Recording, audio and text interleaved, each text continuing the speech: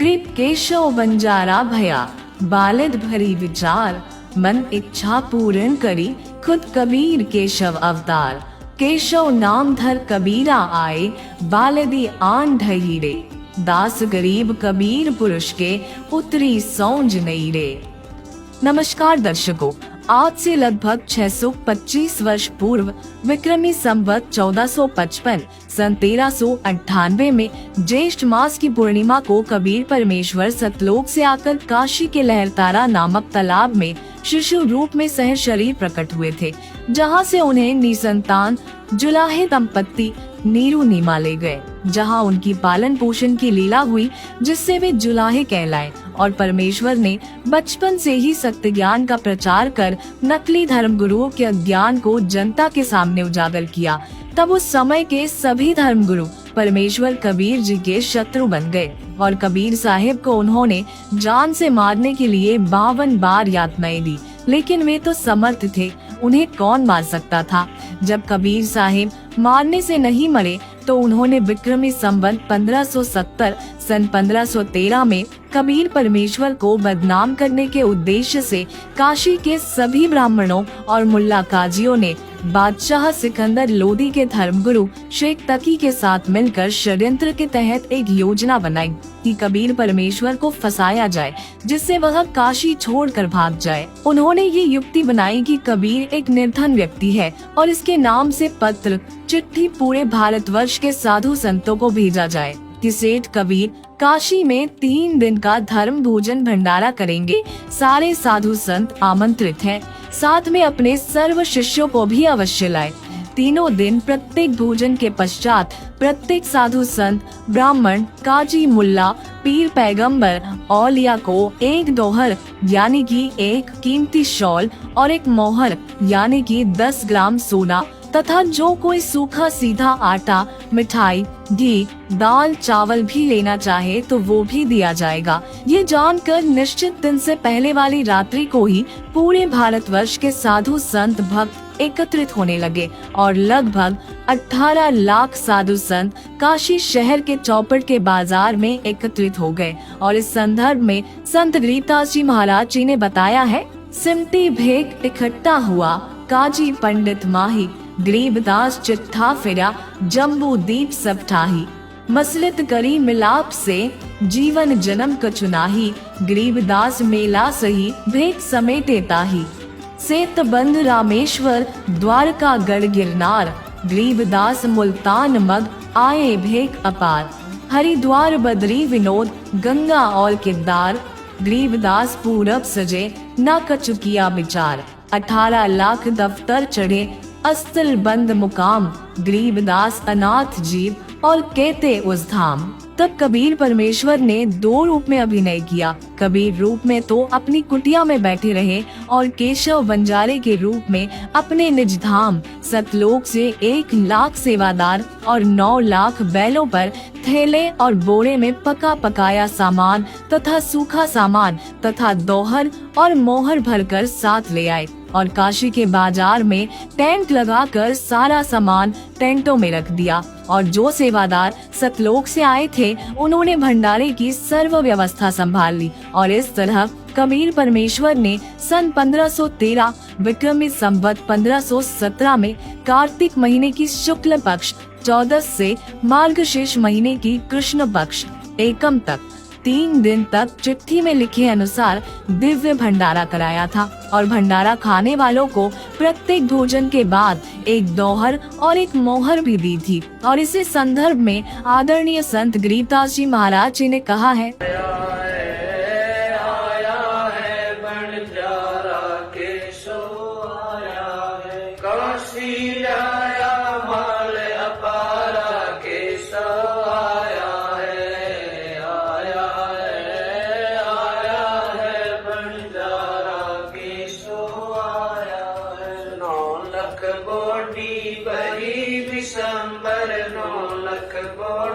बड़ी विशंबर दिया कबीर भंडारा केशव आया है, आया है, आया है भंडारा केशव आया है। धरती ऊपर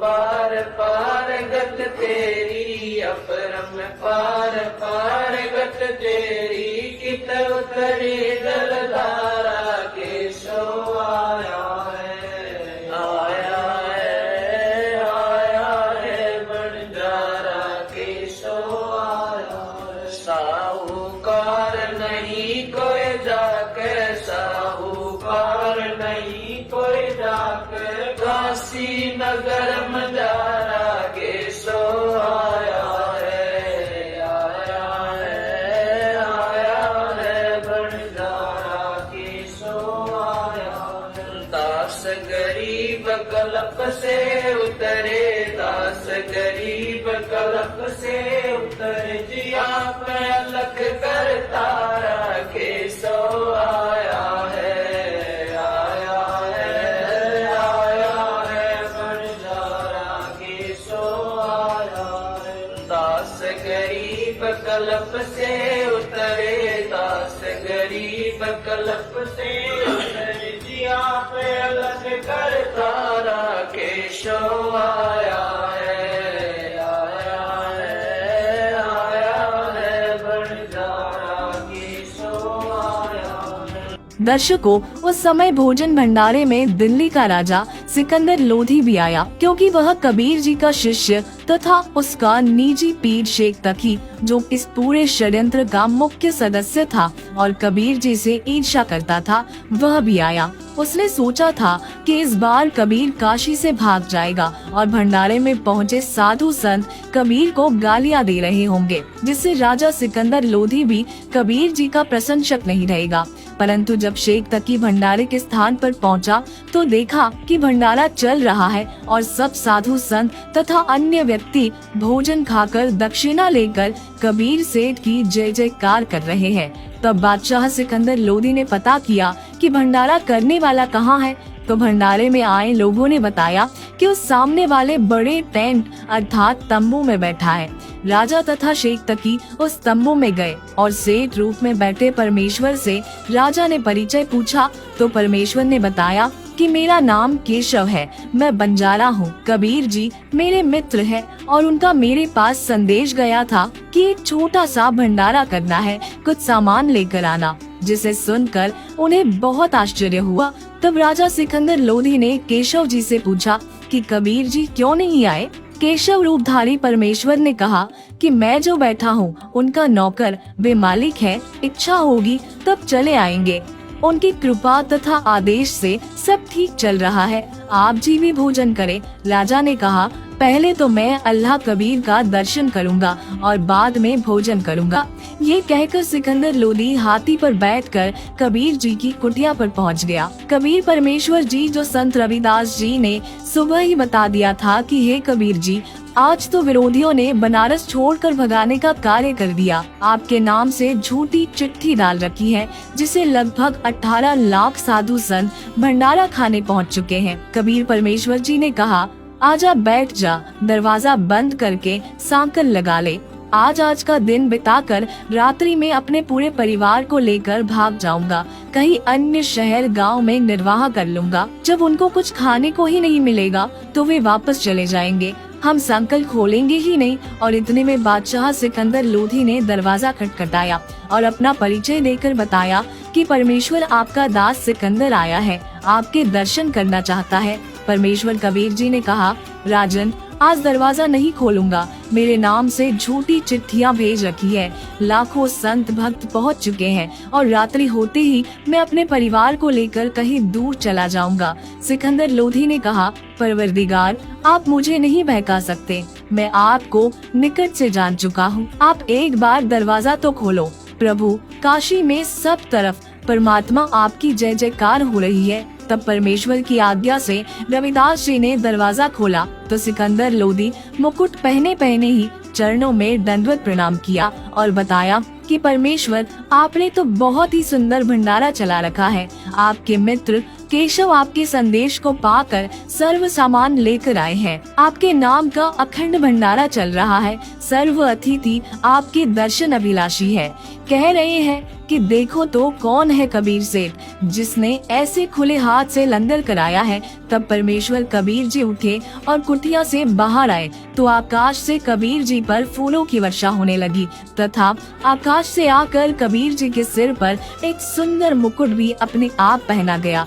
तब हाथी पर बैठकर कबीर जी तथा रविदास जी व बादशाह सिकंदर लोधी भंडारे के तंबू की ओर चले तो सिकंदर लोधी परमेश्वर कबीर जी पर चवर करने लगे और जब परमेश्वर कबीर जी भंडारे में पहुँचे तो सभी एक स्वर में कबीर परमेश्वर की जय बोल रहे थे।